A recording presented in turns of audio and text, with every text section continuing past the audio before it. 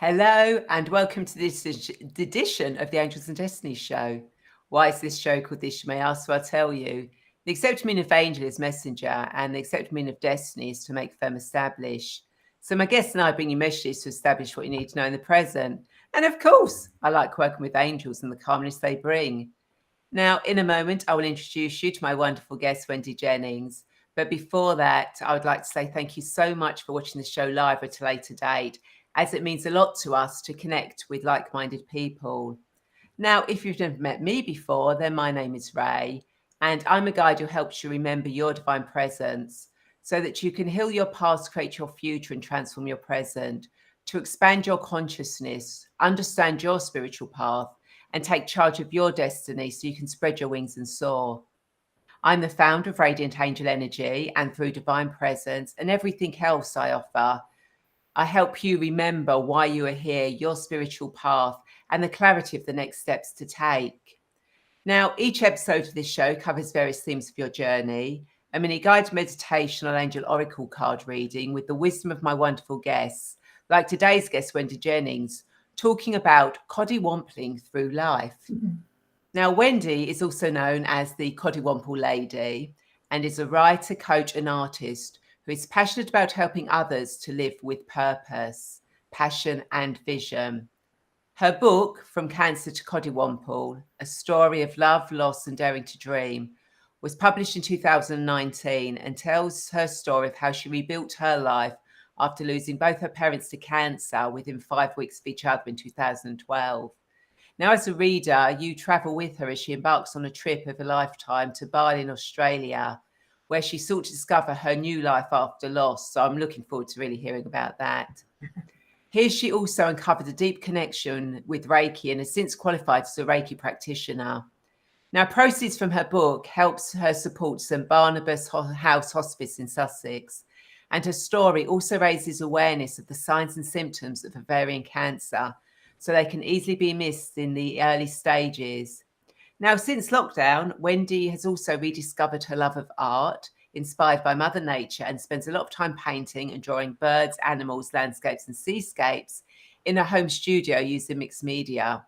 Now, Wendy has also appeared on BBC Radio, as well as regional magazines and newspapers, plus the online magazine Thrive Global. Now, Coddiwomple apparently is an old English slang verb meaning to travel in a purposeful manner towards a vague destination. So without further delay, hello, Wendy, and welcome to the Angels and Destiny show. How are you today? Hi, Rae. I'm very nice to be here. Thank you very much for inviting me. I'm very good today. Trying to stay dry, but yeah, I know. Here in the UK, it's been a little bit wet. I think we could kind of like do with a mixing of the weather in Europe and the weather here. It would be absolutely perfect if we could mix both together here and in Europe. We'd all be happy. We would. Totally. So before we get into this fascinating conversation, I want to remind you that not only can you share this video, but you can also ask questions, leave comments and thoughts, as both Wendy and I want to be part of this conversation. So please don't be shy. Do say hello. So Wendy, why don't you tell us more about your journey and how we can find a new way of being after life-changing events such as loss, and why everyone actually coddiwomples? Yeah, and do they actually know they Coddiwomple? Because I bet That's the question. I don't know. I didn't know I did. Bet you actually Coddiwomple without even thinking about it. Well, as you say, it's an old English slang verb, and whether I say an old English slang verb, it was actually given to me by a friend of mine when I was traveling in Australia, and I was staying with her for a little while, and she came across it on Facebook, and she just found this word, and she just said, "Oh, Wednesday, this is just so you." Because what had happened to me was, as you say, I lost my parents became ill with cancer in 2012. My mum was diagnosed first, and hi Sharon. Yeah, she made it. And my mum was diagnosed first. She was diagnosed with ovarian cancer in the January, and she underwent the chemo thing and did all of that. And then, but in the middle of that, Dad woke up one morning over Easter and couldn't swallow. And we thought, oh, well, he's often had problems with his throat, so we weren't too worried about it. But yeah, it transpired that he had cancer of the esophagus. So, but his was too far gone to treat. So I'm also an only one. So yeah, it was just like, oh my God, what do I do now? Yeah. Anyhow, we bumbled our way through, but they got their prognosis of being terminal within 48 hours of each other. Dad was told on Tuesday, and then Mum was told on the Thursday. So that was like, oh, okay. So yeah, and then that was June, and then by the end of July, he deteriorated really quickly. He died at the end of July, and then Mum followed suit at the beginning of September. So that was like one of those surreal pulling the, like a tablecloth from underneath. We were prepared. Once I knew that what was going on, it was just a case of I had to get my head around it fairly quickly. At that point, I was a therapist. I was still I was a massage therapist, but I hadn't really gone down too far down the spiritual route. That came a bit later, and I knew I had the beginnings of the tools to get me through. So, but what I did take from it was everything happens for a reason, and everything happens when it's meant to. And I did have this strange experience when they got their prognoses, and I knew they were terminal. I was still in my little flat down in Sussex at the time, and I was laying in bed one night thinking, oh my God, what's going to happen, kind of thing. But I felt this overwhelming sense of connection with something else, and I felt myself just sinking, being wrapped up in my bed and being held safe. And this voice that I didn't know, it was a male voice, said, when whatever happens, you are going to be absolutely fine. And I wasn't scared after that. Nothing. I thought, okay, what will happen will happen. I'm going to lose them. I will be okay. That was that. And then I had a few sort of I obviously had a few wobbles, and Yeah. it was just like, oh my God, because they were my best friends as well as my parents. And so after they had died in the end of September, and I'd spent 9 months sort of like looking after them, and after that everything was done. The funerals were done, and everything was done. It was like, what am I going to do now? And then some friends of mine said to me, well, come to Australia with us for Christmas. Okay. So I did that, and that must have sown a seed, because also when I did that, one of Mum's hospice nurses had given me a book called Eat, Pray, Love. Read, Eat, Pray, Love? Yeah. And then she just said, when it's all over, just read this and just let it do its thing. And I thought, yeah, whatever. Anyway, I did read it and I loved it, and still didn't think anything of it too much, really. And then I was sort of bumbling along, thinking, well, what am I going to do? I went to Australia for that Christmas and came back, and it was freezing cold in the January. And I thought, well, I've still got to find a new way of being. I've got to figure it. I've got to figure this out somewhere. And I remember looking at myself in the mirror and thinking, okay. And said to myself, well, when you've got two choices, you either sink or swim. Yeah. So yeah, swim was the only option, really. So that was that. And I spent a year or so sort of trying different things. I tried doing the multi-level marketing thing with Arbonne, and that didn't really work, didn't really get into that. The massaging thing, I've lost all my fuel in my tank. So that wasn't really taking off either. And I just thought, I don't know, what am I going to do?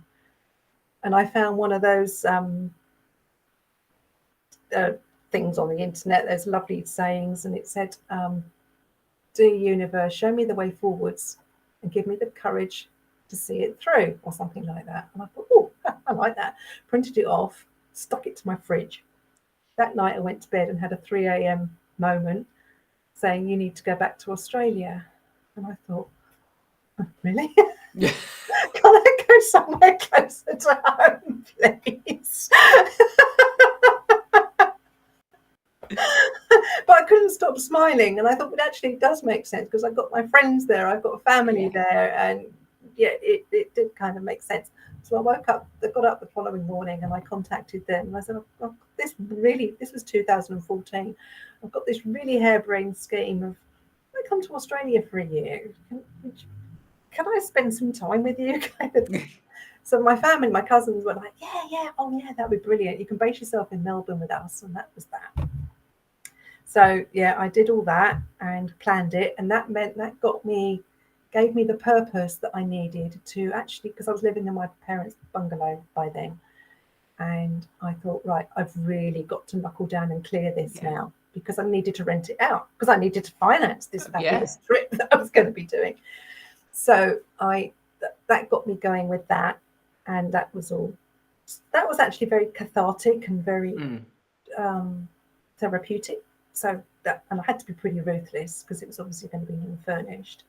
And in the meantime of that, I met my partner, Tim, and it was pretty obvious quite quickly that that was quite a significant relationship. So, and he very kindly said, well, anything that you really want to keep, I'll keep at mine. So big plastic boxes came up here, and that was that. Only one or two things. Just one or two bits. And he was like, my poor loft. So, but bless him. No, he took all that in, so that was all good. And then then came the fun bit of planning the actual trip. So then I thought, well, I need to obviously have a bit in between here about what I'm going to do to get there, as in break the trip up. And I thought, well, I read Eat, Pray, Love. Quite fancied the idea of Bali, but I don't know anybody in Bali. How the hell am I going to do Bali? So, and then I thought, well, the only way to do it safely would be to do like a retreat, something like that. So I got on the internet and I found this wonderful retreat, and I built up a bit of a rapport with the facilitator and said, look, I'm coming from the UK. I'm going to be coming over by myself. Is it safe? Yeah. Am I going to be all right? And he said, you'd be absolutely fine, but this is what we're going to do, and it's basically a big villa, and there'll be 6 of you, and from other countries as well, so you'll be fine. And I ummed and ahed and dithered about it for about 6 months, I suppose, before I actually thought, you know what, I've just got to book the flights and just do it. So I did that, and then I thought, holy moly, what have I done? Too late. But the flights were booked by then, so that was that, and I did that, and that again gave me that impetus to really get ruthless with the decluttering. It's nothing like a big change, or not necessarily a loss, not necessarily just a bereavement, but a loss of any description to make you declutter. You just clear the decks emotionally, physically, everything. So I went off there with a clean slate, basically, and I went off to Bali, and I was sitting on the plane, and I was thinking, supposing it's all been a scam, and supposing nobody is there to collect me at the airport, what am I going to do? Well, I can always get back on the plane and come back home and say, Tim, come and get me. I'm back at Heathrow. But I thought, no, it'll be fine. So yeah, it was, and Bali was just. I can't really describe Bali. Well, I do describe Bali. I wrote a whole chapter about Bali, but it was absolutely phenomenal. It was talking about mind, body, and soul. It was there was counselling, there was massage, there was Tai Chi, there was some really weird Chinese therapy that worked on your pressure points, and that really hurt. I mean, that really hurt. That's where you had to really scream and release it, because the bits that weren't hurting, and I said to him, I said, are you sure you're not using the same amount of pressure? And he went, no. He says, I'm using the same bit pressure on each pressure point. And in the end, there's a couple of my areas on my stomach, I said, you've really got to stop now.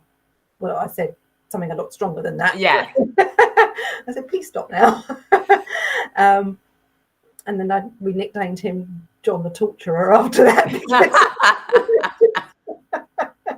Oh, he was just evil. But it was a real clearing thing to do. It was amazing. And we ate nothing but nice, clean, vegan, vegetarian food, and we were just treated beautifully. And I was there with, there was only me from the UK, and then there was 3 other girls from Singapore. There was another chap from Perth, and another lady from Darwin, and we just gelled because you'd just do the scenario, and it was amazing. And it was towards the end of the week, I had my Reiki session, and that just blew me away. I knew about Reiki, but because being a massage therapist, I always wanted to be, you know, more physical. Hands-on thing. I didn't really get the energy can be moved. I didn't really get it. I got it, but I didn't get it, if you see what I mean. And then I had this Reiki session with this, he was mad Irishman. He was brilliant. But he just said to me, he says, you're going to write a book one day. And I went, that'd be ridiculous. It's just, he said, no. He says, are you keeping a journal about this trip? And I said, well, yeah, I am, because I'm writing a blog for my friends and family back home, because it's just easier. I said, well, I won't be surprised if that turns into a book. And so I said, oh, yeah, well, whatever. Anyway, I had this Reiki session, and that night I went to bed, and how do I put this politely? Basically, everything just cleared. It just cleared me out completely, mentally, physically, everything. Yeah. And I thought, oh, okay, maybe this is my next thing. The connection started to sort of fester in my head then. So when I got to Australia, the first thing I did was try and find a Reiki 1 course. And thankfully, I found one just down the road from where my family live in Melbourne, and I booked that up to do in February. So, yeah, 6 months of pootling around Australia. Tim came out to see me. We did a camper van trip around Tasmania, and I'd never been camping before, not properly. So we figured if we could spend 10 days together in a camper van, we'd be absolutely fine. Yeah. And that was amazing. And then I came back in from Australia back in April, and I did the sleeping under the stars under the Uluru and with my cousins, and I had the most amazing time. But I knew I wanted to come home. I knew where the UK was my home. So then I got home, and it was just like, oh, what do I do now? I've got this lovely journal. I could maybe try and do something with that. Oh, and the sink in the piggy. Oh, yeah. Sharon's just reminded me. It was in Tasmania. Okay. Tasmania, it rained. We're talking about the rain here. No, it was biblical rain. It was horrendous rain. And 3 days of this horrendous rain. And we were a bit fed up with it by then, to be honest. And we got up to Cradle Mountain. And it was like golf ball size raindrops, and we were pretty fed up by then. Anyhow, we parked this camp. We called our camper van the Wallowing Pig, because basically it handled like, can I swear? Yeah, of course you can. That's all right, because basically it handled like a sack of shit, but we couldn't say that all the time, so we turned it into the Wallowing Pig. Yeah. So, a bit more polite. Yeah. So we popped Piggy. Piggy became its nickname, and we went and dried off and got a shower and came back, and then the wine and the food make me, I need a wee now. I'm not going out there again. So Tim goes, well, it's in the sink. I can't do that. So you're just gonna have to pee in the sink. So that was, he tried wriggling down a camp bed, just sort of hovering above this bloody sink, this camp bed, with fits of the giggles. So that was one story involving my bladder with Piggy. Following night, I think a couple of nights later, it had dried up a little bit, and we were at this other one, but we were at this other campsite, and it was a couple of like over here we would say pikeys, wouldn't we? But there was just a group of other people across there that I thought, I'm not going over there by myself. And we didn't particularly want to leave the van on its own either. So he says, well, you just have to go squat down behind me and just go for it then, aren't you? Oh, okay. Anyway, I was sitting on the floor quite happily, and he started to giggle. He says, oh, I suppose this must be true love then. I said, oh, why? Because you just don't mind me. He says, no, Wendy, you're pissing in the back of my sandals. Oh, no. So that became the known as the sandal incident. So we kind of figured that if our relationship could handle something like that, we would be absolutely fine. And we're still together now. So it worked. It was all fine. So yeah, Australia was amazing. So yeah, came back from Australia and decided, what am I going to do? And a few people said to me, look, Wendy, your blogs were amazing. You really should turn this into a book. And I thought, okay. Well, I don't know about that. Who's going to read it? And then I thought, well, I'm not that comfortable of just trying to capitalize on something that was, at the time, was so devastating. I just wasn't too comfortable with that. And then I thought, well, I can do some good with it. I can use it to support the hospice that looked after us. That was down in Worthing, St Barnabas House in Worthing. So once I'd got that in my head, I was off. Yeah. That just set me off. And then I thought, well, I can also use it to raise awareness of the signs and symptoms of ovarian cancer, because that's a cancer that not many people know about, really. I'd never heard of it. When Mum was diagnosed, I didn't know anything about it. So things like the bloated tummy, then needing to wee more, feeling full all the time, constant pain in your abdomen for 3 weeks or more, and just something you just don't feel right. Yeah. So it was things like that, and I thought, well, okay, I can do something with that as well. And then off I went, and I got to a point where, okay, I've got this draft, about 5 or 6 drafts later, and I thought, how the hell do I publish a book? What do I do now?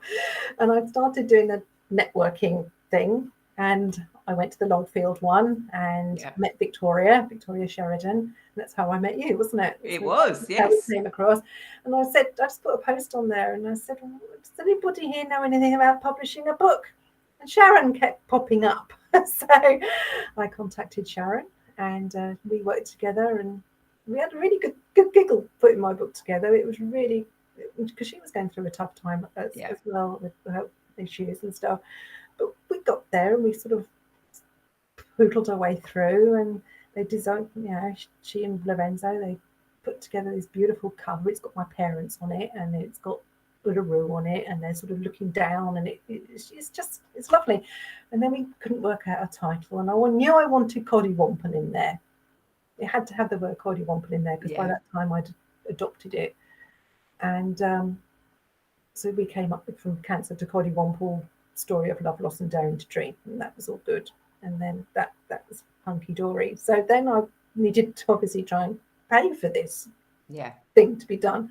And she suggested, well, why don't you try and get other people in sort of advertising it, and you put their details in the back, people that could be used to support what you're doing, other therapists, grief support people and things like that. And I thought, that's a good idea. So I went round other network meetings in Tunbridge Wells, which is near where I live, and I turned up at one, and she said, oh, yes, Wendy, I've heard of, you're the Coddiwomple Lady. And that's what stuck. And that's how I became the Coddiwomple Lady. It just sort of appeared out of nowhere, like it would, and it kind of stuck. And once the book was published, and I was quite happily writing about it and blogging about it and going on the radio about it, and everything's brilliant, it got me thinking about this thing, Coddiwompling. You travel and you go off on a purposeful direction towards this vague destination. And I thought, well, that's exactly what we all do in a way. I just we all just head off on this path, on destinations, not really knowing. We get this thing that, yeah, we kind of want to be over there, but we don't really know where over there is. It's all a bit vague. We just head off and do our thing. It could be whether it's our professional life, our personal life, or whatever. And those paths, they twist and they turn and they take us down dead ends, and you come back and you start again, and you're a bit lost and discombobulated. That's another one of my favourite words. Yeah, I and love that word. And then you just go off again. So I think my Coddiwomple actually started when I had that experience laying in my bed and knowing that I was going to be okay. Didn't know what the purpose was. I didn't know where the destination was going to be. I just knew I was going to be okay. Because we don't have any choice. We just have to go forwards. It's just something that we have to do. You can't turn the clocks back, and you can't go around it, underneath it. You've just got to go forwards. And it can feel like an absolute minefield. But it is possible to navigate those paths. You do find ways. People come into your life, and you find your ways, and you just kind of, yeah, just things just fall into place, and it just works somehow. And through, I did my, as I say, I did my Reiki in Australia. I did my level 1, and I came back and I thought, yeah, I really want to do a bit more with this, because I can feel how that works, and I can feel how that helps, the calming and the relaxation. So I came back, and another thing I set about doing was trying to find a lady locally who could train me up to practitioner level of level 2, and I did that. And then of course you get older and things like menopause happen. Oh God. Yes, That's beautiful another, menopause. that's a whole new Coddiwomple in itself, and it's just I could go on for hours about that. So it just sort of, it's just something I just believe that we just all do. And it's, as you say, I also in lockdown I picked up a paintbrush for the first time. Well, not the first time, because I've always dabbled with painting and drawing. My dad was a fabulous watercolor artist, and he'd gone to art college and done everything. But I'd fallen into that classical, and I'll never be as good as him, so I'm not doing it kind of thing. But after they died, and I was trying to work out what I was going to do, I had my first bout of life coaching, and I learned through that comparison is futile. It's just useless. So I found a set of acrylic paints in the garage when I was having a bit of a clear out. I thought, well, he hasn't used those. I can have a go at that then. So I picked up those, and I found I really like them, because when you paint with them and you make a mistake, you can paint over it, and it's brilliant. They're a lot more forgiving. So then I set out on finding a little course on how to use them properly near where I lived in Sussex. And I thought, yeah, I'll give that a go. And I dabbled with it and found I really enjoyed it and whatever, but didn't really get into it too much until lockdown happened to 2020. And I loved going down to the beach. We live near Hastings and Winchelsea and Rae.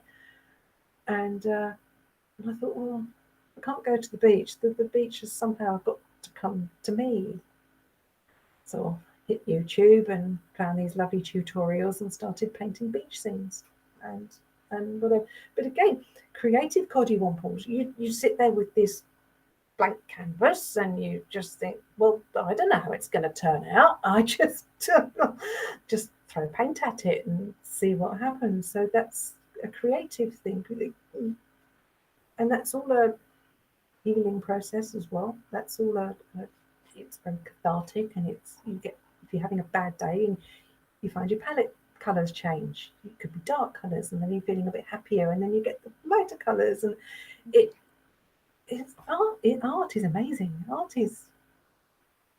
can understand why people do art therapy, because it's a very deep thing to do, or pastime to do. But it's, again, anything creative, I think, whether it's and it's about finding your passion, finding something that ignites you, finding something that sparks that soul, sparks your soul, that maybe you think.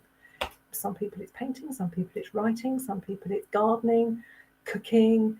It's just finding that something that, and if you go deep enough, if you sit there and close your eyes and you think, what is it that I really, what fires me up? If you listen, you can hear, it's there, you will find it. And that's what I think Coddiwompling is all about. It's finding that thing and then just heading off and enjoying it and taking it for what it is and seeing where it takes you, because there's no telling where you might end up. It might not be where you intended to be. No, it could be in a camper van in Tasmania. Exactly. Doing in sync. Exactly. If anyone had said to me, you're going to end up in a campsite in Tasmania and one day you will pee in a sink, I'd have told them to go away. Oh dear. Now, anyone who's watching, if you've got any questions or anything you want to ask Wendy, then please feel free. If you haven't said I can't remember the size of the sink, by the way. Yeah, don't ask about the size of the sink. Well, I'm guessing a camper van, it ain't going to be too big. It wasn't big, no. No. So if sort of like someone's going through loss at the moment, or they've got loss, or something similar, how would they, I suppose in that moment it's going to be really difficult for them to kind of like, are they still going to be coddiwompling, or, because if they're just so focused on that, is it worth staying for, or should they try and look elsewhere? I mean, it's such a big journey to begin with. Loss doesn't, as I say, it's not just about a bereavement of losing somebody. Loss can be anything. Loss can be losing a job, splitting up from a partner, having to move house and leaving your friends behind because you're moving areas, so you lose a social network. Loss can be, it covers a multitude of things. So once if you can accept that's happened, and that is the bit everyone's different. There's no set rule book for how to deal with the loss, but I do think that once you have if you can get to that point where you've accepted the loss and you are where you are, you grow from where you are planted.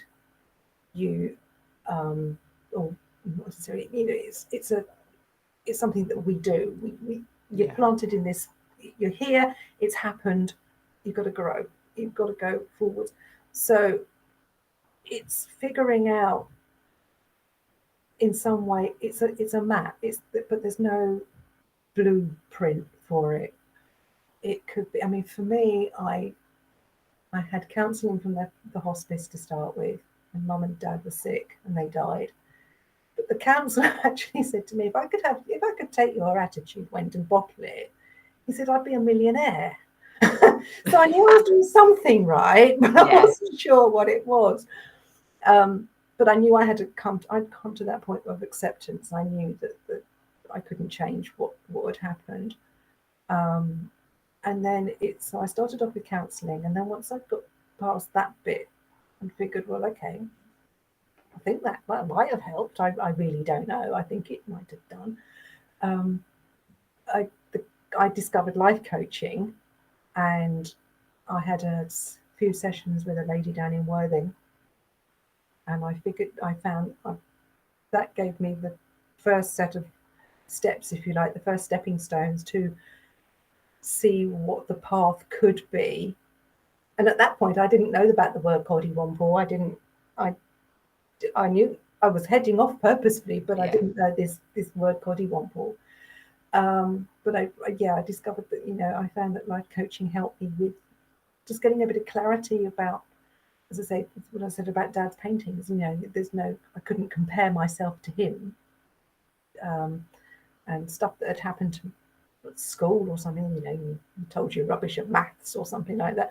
Get rid of all of that. You just bin it, and I discovered writing it down on a piece of paper and screwing it up and putting it in the bin. I actually physically put that sort of stuff in the bin, and it helped me get rid of it. So life coaching was quite a fundamental tool there for me. And the clouds began to clear a little bit, and I think it was through that's when then I found that sign that I put on the fridge, and I asked for help, and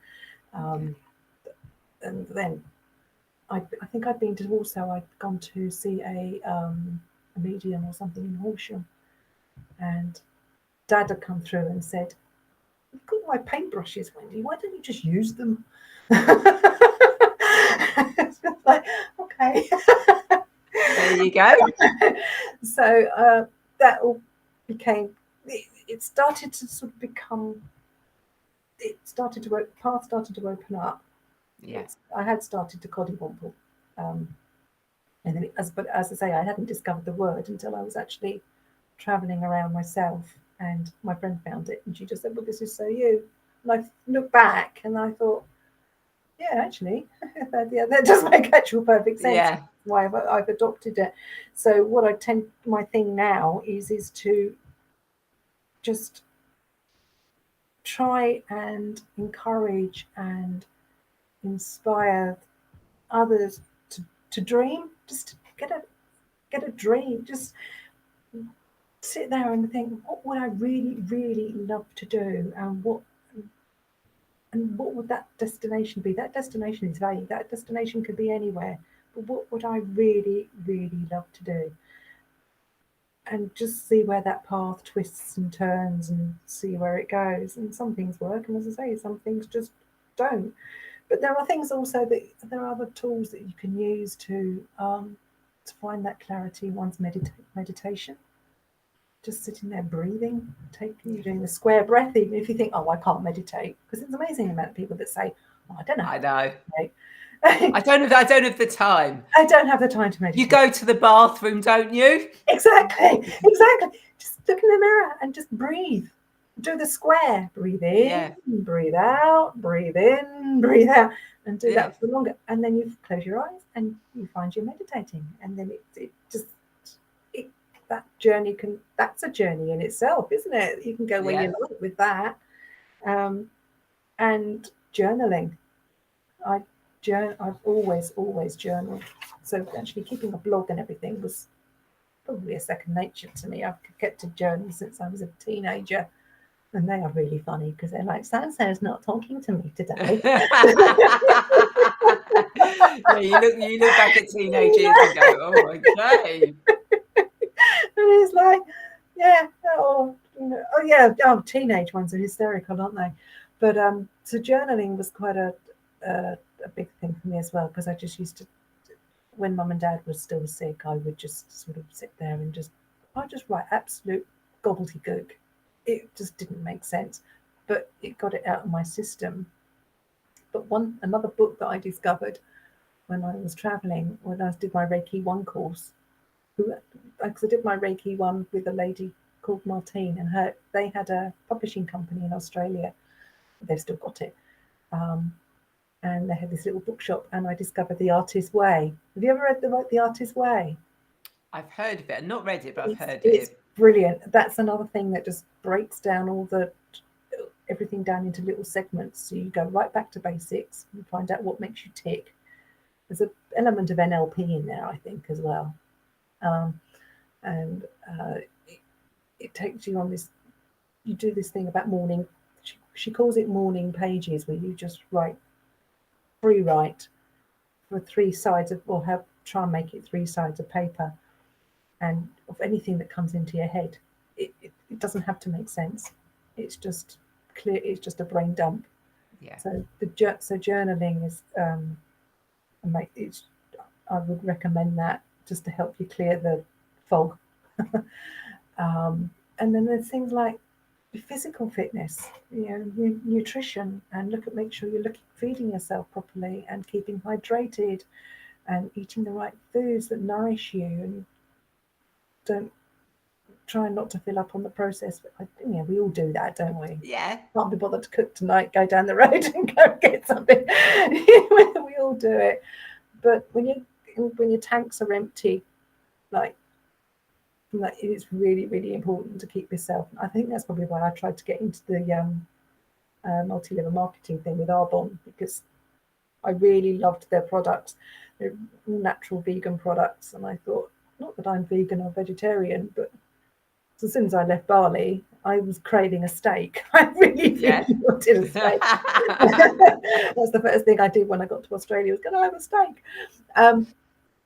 But I was very conscious that I needed to make sure I was putting the right things into my body and keep myself physically fitter, and that helps clear the mind as well, keeps the mind clear. And I thought, well, I need to also do some exercise. And I'm not the world's greatest runner. I run like Bambi on acid. It's just never going to happen. Don't like the gym very much, so that wasn't going to happen either. And then, so walking is quite important to me. Tim and I do a lot of walking, and but yoga, because again, that's the spiritual thing as well. So that keeps. I'm a bit hypermobile anyway, but not called Bendy Wendy for nothing. But it's just finding something for you that works for you, that helps you feel better. Because it's not a one size fits all. Grief doesn't come with a one size fits all. It's something we all go through at some point in our life, but it's different for everybody, and it's trying to find something that helps you do. And speaking to a coach, or speaking to a counsellor, or a therapist of some description, going for massage, going for Reiki, just helps to clear those clouds out the way. So that's been my thing ever since. And I thought, well, I came through it, and I still live with it every day. I think of Mum and Dad every day. They're with me every day. They make their presence felt in some way or other at some very strange times and whatever. I went and buried their ashes in one of their favourite places on the Isle of Wight. And that a couple of days later, was Bassie, a great big white feather just landed on my field, and I've still got that white feather. And I've now got a thing about feathers, which is why my logo is a feather. And it's just my thing now is to help other people get through that fog, and whether it's by coaching or Reiki sessions or whatever, or somebody just might see a post on my Facebook or Instagram page and think, oh, that resonates. Yeah, I feel better now. My work is done. Or read your book. Or read my book, and then you help a hospice at the same time, so that's even better. Exactly, it's a win-win situation. Everybody wins that way. So it was a life-changing event, and it is possible to. It takes work. It does take work. It's not easy, but you can get through it. There's no telling where it might take you, and you go off and do wonderful things like go to exactly. Sharon says Bambi on acid and Bendy Wendy. You always make me chuckle. And in all seriousness, laughter is such an amazing medicine. Of course, laughter is one of the one of the best medicines. And that was the other thing with us. With me and my mum and dad, we had the blackest, darkest sense of humour, and that got us through the darkest bits. It was just like Dad would sit there and he goes, "Can you phone the undertakers and see if they do a bog off?" And then he goes, "Do they do double-decker coffins?" And Mum's sitting there going, "Oh my God." And then he goes, if I was cremated in my wellies, what happens to my wellies? all those things just those random conversations that you have. I was saying, well, I wasn't planning on burying you in your wellies, but if that's I didn't, by the way. Oh, so we don't know what happens then No, to I wellies don't know now. what happened to those. No, I left them in the shed, I think. But I also had to have the conversations with them about what they wanted to do. You know, I said, well, what do you want me to do with you? You know, where do you want me to be? Where do you want to be scattered or whatever? And they were going, well, I don't know. So then I said, well, I'll get some plant pots. So I'll buy some plants. So wherever I live, I've got some of these ashes in these plant pots, which are still outside.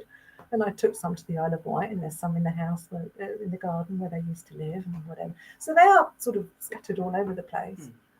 But again, I remember the day that I had to pick them up from from the undertaker, and it was, that's heavy.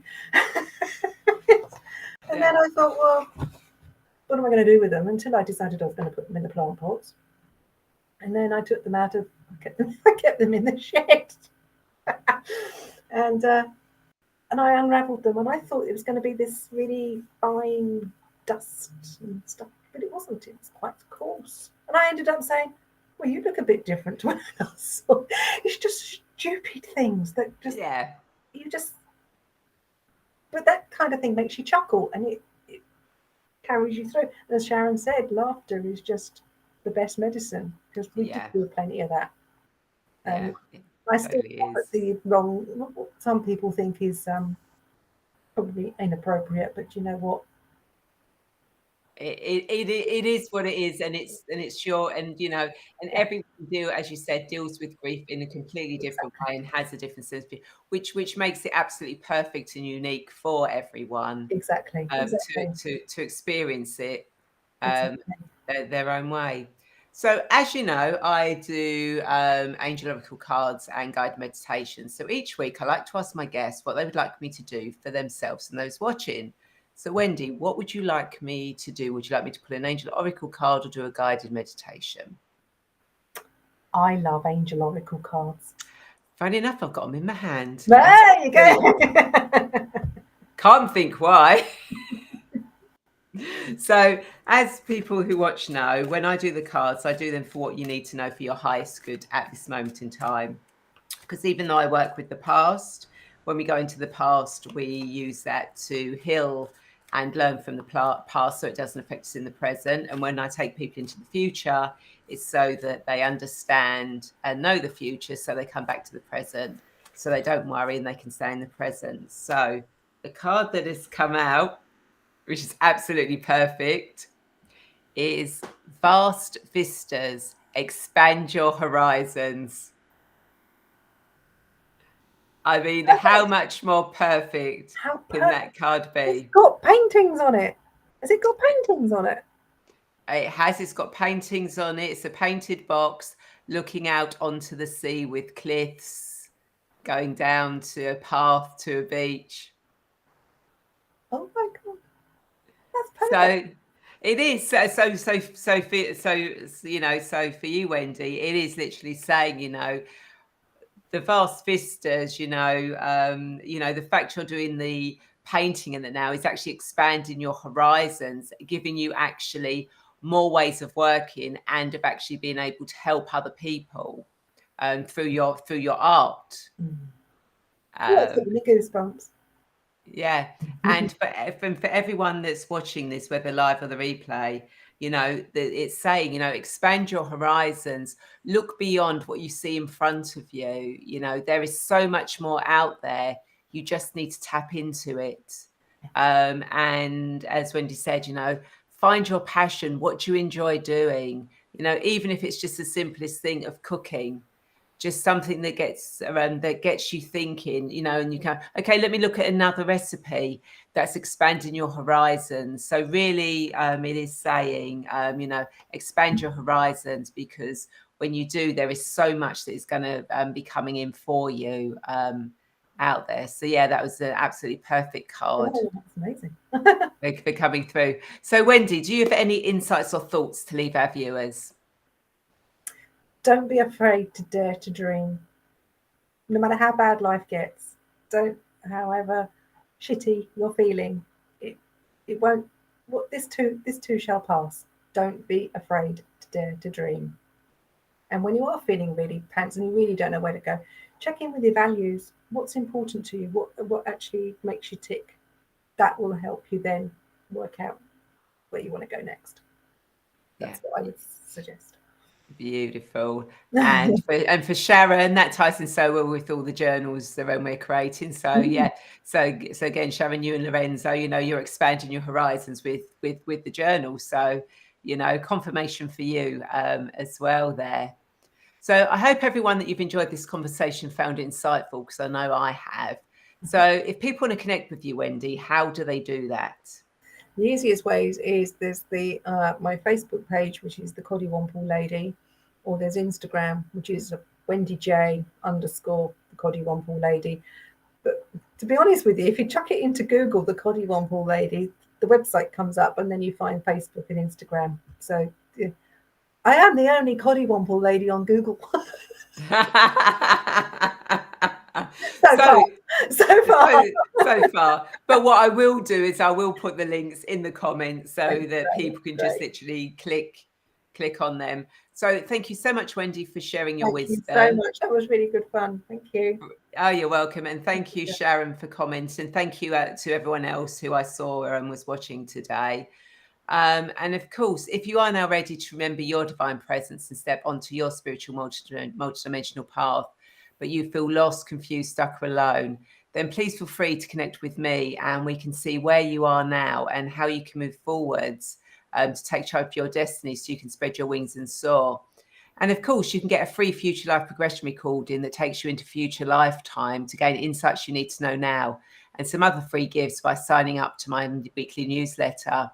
And again, thank you all so much for watching. And I'd like to invite you to share this video, as I'm sure there are more people who feel lost and want to get clear on their destiny, just like you know, and who may be suffering a loss of some way. And of course, if you are watching this on YouTube, then please feel free to subscribe and hit that bell button to be notified of when the show goes live, or I post new guided meditations.